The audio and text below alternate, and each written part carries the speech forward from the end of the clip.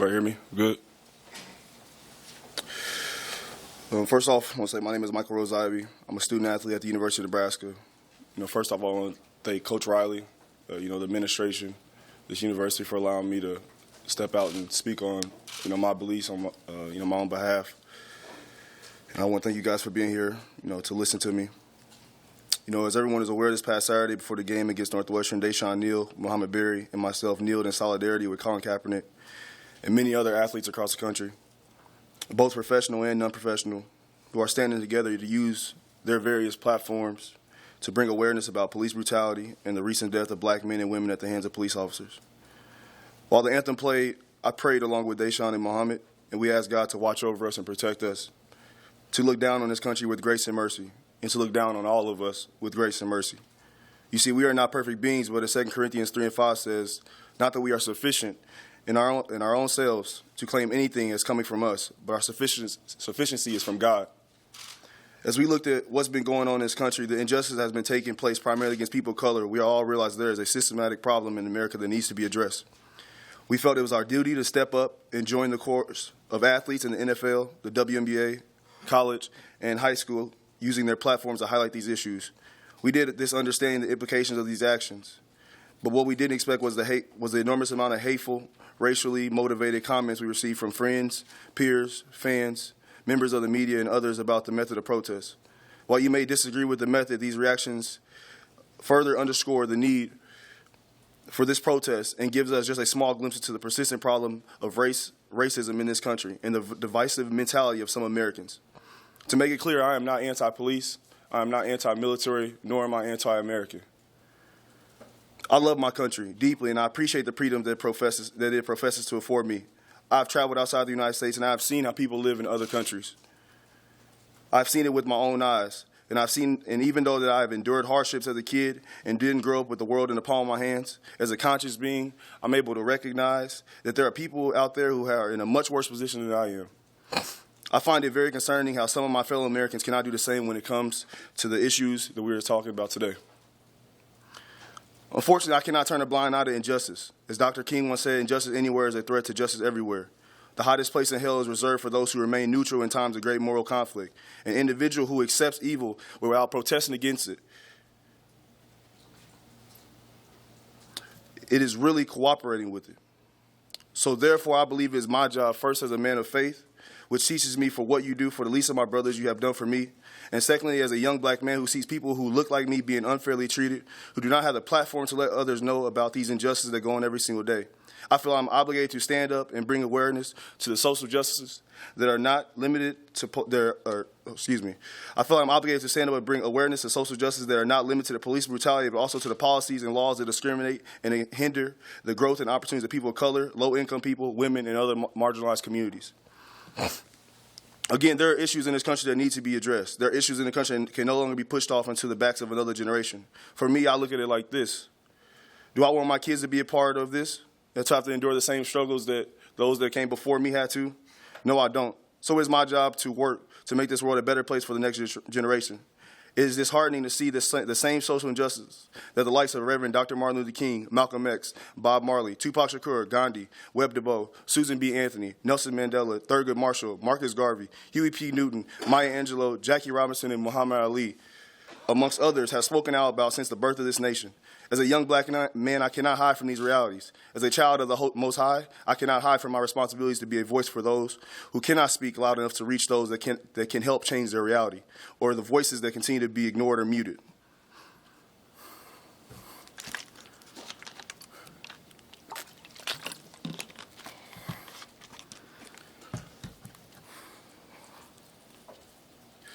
Those who are continuously told it is their fault that their problems exist, that only if they do better, then they will have better.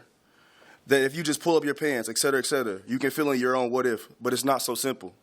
It's not so clear. I can say that with confidence because even though I have done better, even though I am a college graduate, even though I am blessed and fortunate to play college football at the highest level and at one of the most prestigious college football schools in college football, even though I am a healthy being and even though I am fully conscious, I have still endured racism. I was still referred to Facebook and Twitter as a clueless, confused nigger who by former high school classmates, friends, peers, and even Husker fans. Some believe Deshaun, Muhammad, and myself should be kicked out of the team or suspended, while some said we deserve to be lynched or shot, just like the other black people that have died recently.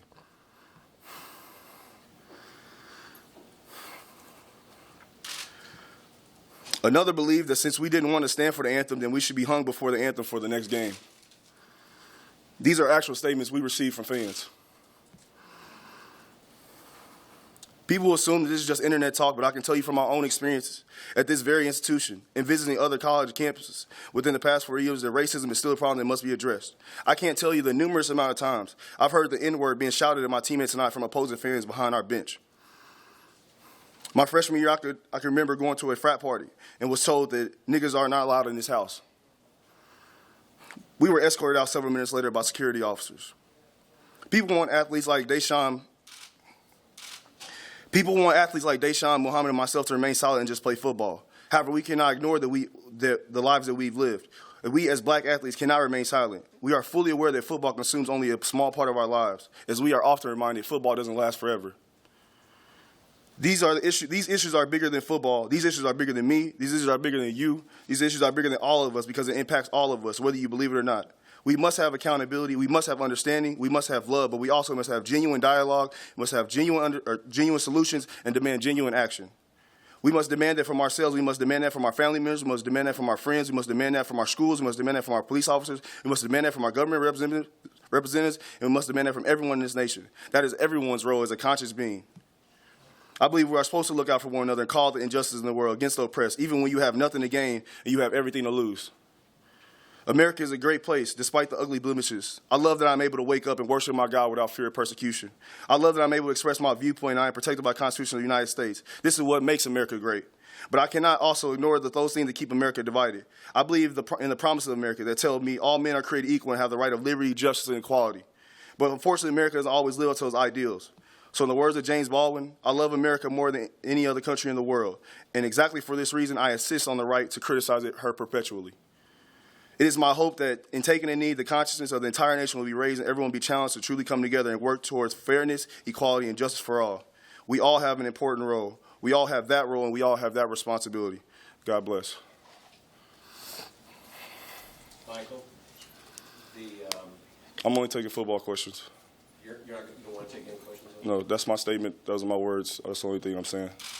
Can you at least talk a little bit about? That's like I said. I'll be talking about football for here on out. Was there a process though? No, that's like I said. This is my statement. This is. I don't want any other words in regards to the process or the kneeling or whatever. These are my words. Like I said, I want to talk about football. Will you talk about how your teammates received what you said to them before? Mm-hmm. I thought they received it pretty well because they knew I was coming from a genuine spot. It wasn't something that I just showed up one day and this is something I've been talking about. I mean, you guys follow me on Twitter. You guys see what I talk about. This isn't something new for me. This isn't something new that I've experienced. It's something new that I'm talking about or bringing awareness to. So I think for them, as they respect me as an individual and also respect me as their brother and their teammate, I think they took it very well. I did my best, to not step on any toes, to try, select my words correctly, because I understand how sensitive of a subject we are talking about. And we are talking about a sensitive subject. We are talking about lives. We're talking about lives as a sensitive subject. Not people's feelings, this is what we're talking about. We're talking about lives. So I think there has to be a bigger importance on that. And, that's kind of what I shared with them on Saturday, and I believe they took it very well. I've been able, and that's the thing that's great, is since I've done that, there's people coming up talking to me, like, what can I do? What is my role? So so people telling me it does nothing, like, it's a gutless action. You know what I mean? How? Now the conversation's starting. What can I do? What am I going to do now? What can I do? How can I help?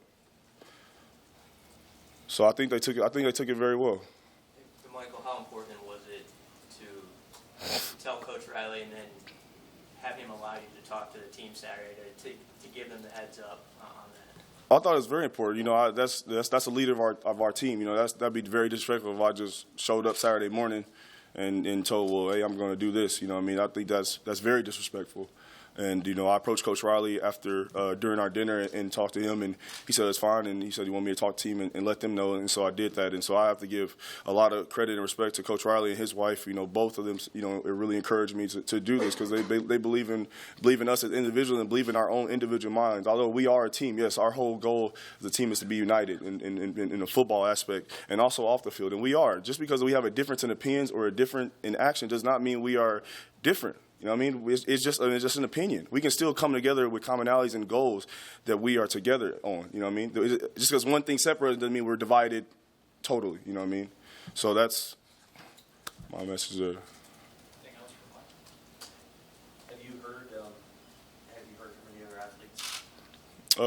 No, I can't. I mean, I got support from other athletes. Just saying that what they're doing, what I'm doing is the right thing. And with that statement, I will say this to the people that have messaged me privately and told me they support me. I really do appreciate that. I sincerely do, because the reading the stuff that I got and that my family got and the stuff that my mom had to see after the game to see if we had won or not on Facebook and to see the things that she had to see about her son, that really crushed me on that bus ride to the airport. I'm not gonna lie, and I just want to say I appreciate my teammates, and also want to say I appreciate those people that took the time out and say they support me, and even the people that said they didn't agree with what I did, but said they support me for doing what I did and taking that stance. I want to say thank you publicly because that really picked my spirits up because I'm Saturday night I was not feeling good about anything with what I've seen and what my family has seen.